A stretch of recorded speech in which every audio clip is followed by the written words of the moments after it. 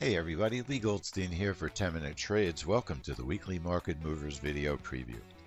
This is our trade room schedule as well as a look at all the events that we feel will move the futures markets in the upcoming week.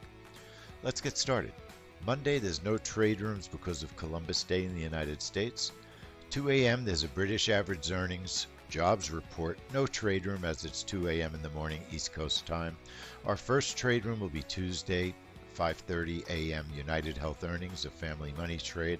Will stay in the room for Johnson & Johnson's earnings. Back at 7:10 on Tuesday for Goldman Sachs, Citigroup, Empire State Manufacturing, and Canada's core CPI. And then back at 11:30 a.m. for the NOPA Crush report, a family money trade. Wednesday, 2 a.m., British CPI, no trade room. We'll just be watching that official event. Wednesday, our first trade room will be 7 a.m. for Morgan Stanley. Back at 4 p.m. for the API crude oil report, which is on a Wednesday because of the Columbus Day holiday. Family money trade, and we'll stream that on YouTube. 8:30 p.m. you have Australia's employment report. No trade room on that. Our next trade room will be Thursday at 7:45 a.m. for the ECB refi rate and U.S. retail sales unemployment claims and Philly Fed.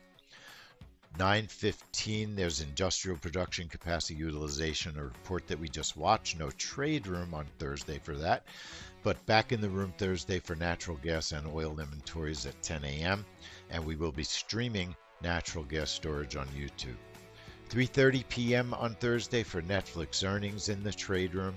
10 p.m. you do have a Chinese news report that's worth watching. No trade room, it's GDP, retail sales, industrial production, and their unemployment.